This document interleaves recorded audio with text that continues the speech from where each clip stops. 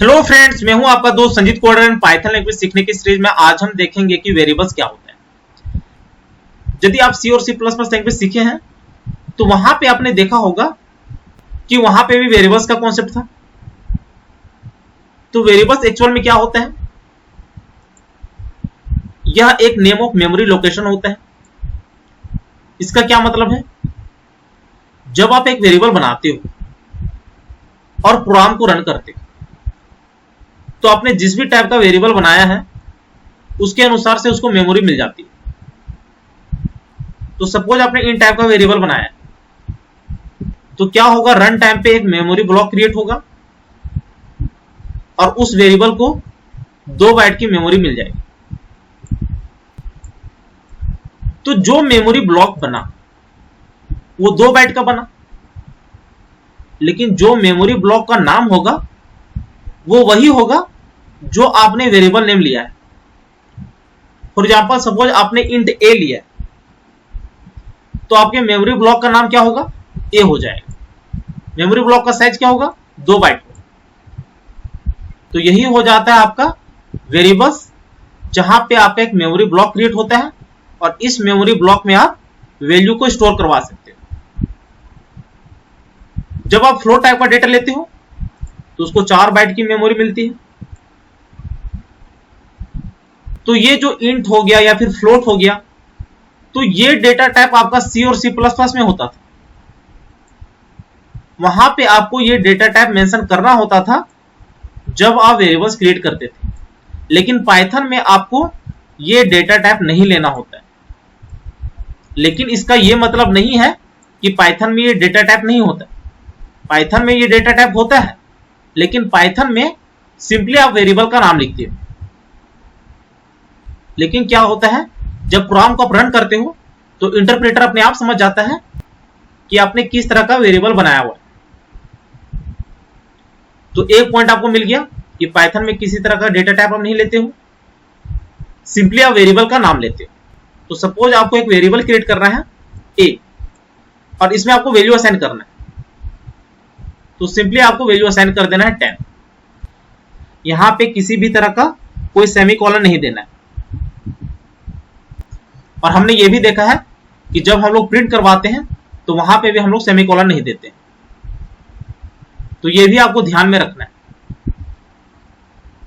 तो इस तरह वेरिएबल क्रिएट करते हो और वैल्यू असाइन करते हो। यदि आपको यूजर से वैल्यू लेना है तो उस केस में भी आप वेरिएबल क्रिएट कर सकते हो, लेकिन ये वाली चीज हम लोग बाद में करेंगे जहां पे हम लोग यूजर से वैल्यू इनपुट करवाएंगे। यदि आपको डेसिमल वैल्यू लेना है तो वो भी आप ले सकते हो। यदि आपको कार लेना है तो वो भी आप क्रिएट कर सकते हो। एक चीज आपको याद रखना है कि जब आप एक कैरेक्टर लेते हो और इसको सिंगल कोट में लिखते हो तो ये पाइथन की नजर में ये स्ट्रिंग है, ना कि कैर डेटा टाइप। लेकिन सी सी प्लस प्लस में ये कैर डेटा टाइप होता था। तो ये भी आपको ध्यान में रखना है। यदि आपको कलेक्शन ऑफ कैरेक्टर्स लेना है तो वो भी आप ले सकते हो। तो ये भी एक स्ट्रिंग हो गया।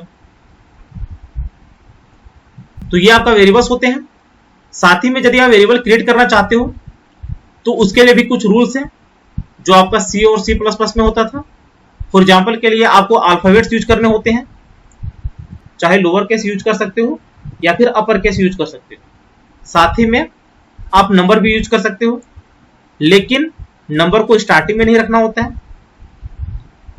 साथ ही में आपको याद रखना है कि जब भी आप वेरिएबल्स बनाते हो तो बीच में किसी तरह का कोई स्पेस नहीं होना चाहिए। बीच में अंडरस्कोर दे सकते हो, स्टार्टिंग में अंडरस्कोर दे सकते हो, लेकिन स्टार्टिंग में नंबर नहीं दे सकते। फॉर एग्जांपल के लिए ये आप नहीं कर सकते। नंबर को आप बाद में यूज कर सकते हो, लेकिन स्टार्टिंग में आपको या तो अंडरस्कोर देना है या तो अल्फाबेट्स देने हैं, या तो लोअर केस में या तो अपर केस में। यदि अंडरस्कोर भी देते हो तो बाद में आप नंबर यूज कर सकते हो। साथ ही में जो प्री डिफाइंड वर्ड्स होते हैं, जिसको आप रिजर्व्ड वर्ड्स भी बोलते हो,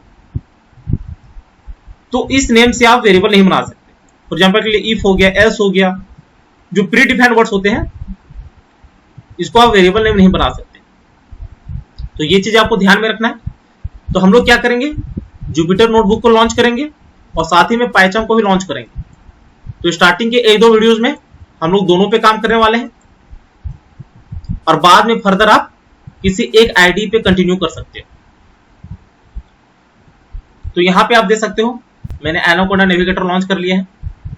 मैंने आपको बताया कैसे लॉन्च करते हैं। स्टार्ट बटन में आप जाके सिंपली यहां पे आप ले सकते हो एनाकोंडा नेविगेटर, तो ये आपका ओपन हो जाएगा। साथ ही में एनाकोंडा प्रॉम्प्ट के भी थ्रू आप जा सकते हो।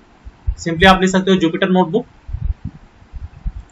तो जब आप इसे लॉन्च करोगे जुपिटर नोटबुक को यहां से, तो लास्ट में मैंने आपको दिखाया था कि आपको इस तरह का इंटरफेस मिलता है। यहां पे डायरेक्टली आप न्यू फाइल क्रिएट कर सकते हो, नहीं तो फोल्डर बना के काम कर सकते हो। तो हमने ऑलरेडी एक फोल्डर बनाया हुआ था डेस्कटॉप में, तो यहाँ पे डेस्कटॉप में हम लोग जाते हैं। पाइथन फोल्डर था जिसमें गया, तो लास्ट में यदि याद हो तो हमने एक फाइल क्रिएट किया था पाइथन के नाम से। तो इसका एक्सटेंशन जो होता है जुपिटर नोटबुक में वो होता है .ipynb।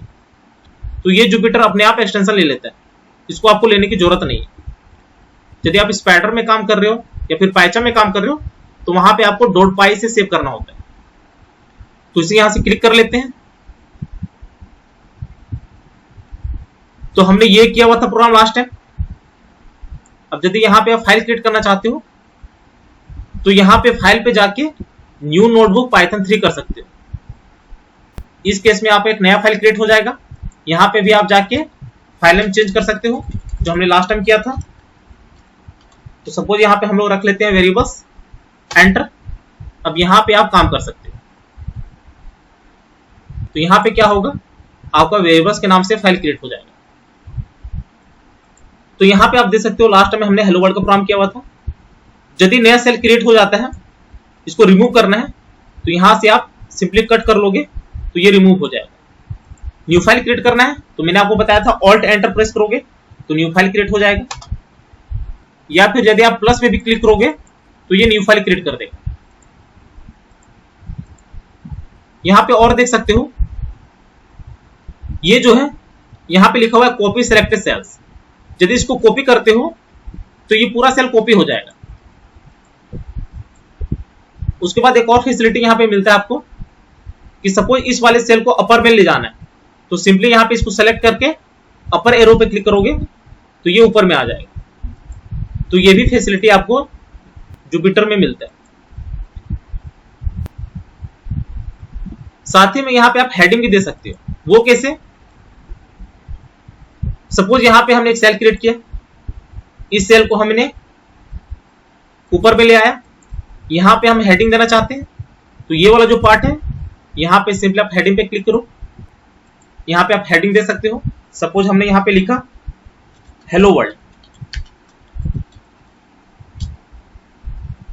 कंट्रोल एंटर करोगे तो यहां पे हेडिंग क्रिएट हो जाएगा। अब यहां पे आपको वेरिएबल्स का काम करना है, तो यहां पे आप ले सकते हो हेडिंग, ओके। यहां पे आप ले सकते हो वेरिएबल्स, कंट्रोल एंटर। अब यहां पे आप न्यू सेल क्रिएट कर सकते हो। तो इस तरह क्या होगा, आपको पता चलता रहेगा कि आपने कहां पे क्या काम किया हुआ है। तो यहां पे फिर आपको अलग से फाइल क्रिएट करने की जरूरत नहीं होती है, आपका फाइल सेव होते रहता है। अब यहां पे हमें वेरिएबल्स देखना है, तो यहां पे क्रिएट कर लेते हैं x इक्वल टू, सपोज यहां पे हमने किया 20, एंटर। इसको प्रिंट करवाना है तो प्रिंट लिखा, x लिया, कंट्रोल एंटर किया, तो यहां पे आप देख सकते हो यहीं पे आपका आउटपुट आ गया। उसके बाद यदि आपको वेरिएबल्स को सम करना है तो उस केस में यहां पे एक और वेरिएबल ले सकते हो, y इक्वल टू 20। सपोज इसको सम करवाना है तो x प्लस वाई कर लिया। वैसे तो ये हम लोग डिटेल में देखने वाले हैं जब हम लोग ऑपरेटर्स पढ़ेंगे। कंट्रोल एंटर करोगे तो यहाँ पे सम करके दे देगा। यदि थर्ड वेरिएबल लोगे तो z equal to x plus Y भी ले सकते हो, और यहाँ पे z को प्रिंट करवा सकते हो। यहाँ पे सेमीकोलन वगैरह नहीं देना है, कंट्रोल एंटर किया तो सेम रिजल्ट आएगा। इसको और अलग तरीके से ले सकते हो, वो कैसे, यहाँ पे दोनों का वैल्यू सेम है तो सिंपली आप ले सकते हो x equal to Y equal to 20। तो यहां पे आपको ये वाला नहीं देना है। कंट्रोल एंटर करोगे तो आपका सेम रिजल्ट आएगा। अब यहां पे आप देख सकते हो दो स्ट्रिंग को आप सम भी कर सकते हो। कैसे? सपोज यहां पे आपने लिखा संजीत, एक्स में रख लेते हैं और यहां पे y इक्वल टू कर लेते हैं कोडर। कंट्रोल एंटर किया तो यहां पे आप देख सकते हो संजीत कोडर आ गया। बीच में स्पेस के लिए यहां पे आपको एक ब्लैंक स्पेस देना होगा, तो ये आपका वेरिएबल हो जाता है। अब यहां पे आप देख सकते हो वेरिएबल दो तरह का होता है, लोकल एंड ग्लोबल। तो ये हम लोग डिटेल में पढ़ेंगे जब हम लोग फंक्शन स्टार्ट करेंगे। वैसे तो आपको पता है कि लोकल वेरिएबल वो होते हैं जो किसी फंक्शन या किसी ब्लॉक के अंदर हम लोग यूज करते हैं, और ग्लोबल वो होते हैं जिसको आप कहीं पे भी यूज कर सकते हो। तो ये आपका हो गया। यदि आप यहां पे अंडरस्कोर दोगे और यहां पे भी अंडरस्कोर दोगे, कंट्रोल एंटर करोगे तो ये रन कर जाएगा। यहां पे नंबर से स्टार्ट करोगे, यहां पे भी नंबर दोगे, कंट्रोल एंटर करोगे तो ये एरर देगा, क्योंकि आप इस तरह वेरिएबल क्रिएट नहीं कर सकते। बाद में आप नंबर दोगे तो ये रन कर जाएगा। तो वेरिएबल्स क्रिएट करते वक्त आपको ये ध्यान देना जरूरी है कि नेमिंग कन्वेंशन क्या होना चाहिए। तो ये हमारा वेरिएबल्स था। पाइथन में भी हम लोग कर लेते हैं, तो इसे लॉन्च किया। वैसे हम लोग एक दो वीडियो में ही ये देखने वाले हैं, और हम लोग जुपिटर के थ्रू ही कंटिन्यू करते रहेंगे। आप जिस पे भी कंफर्टेबल होंगे आप उसके अनुसार से प्रोसीड कर सकते हैं।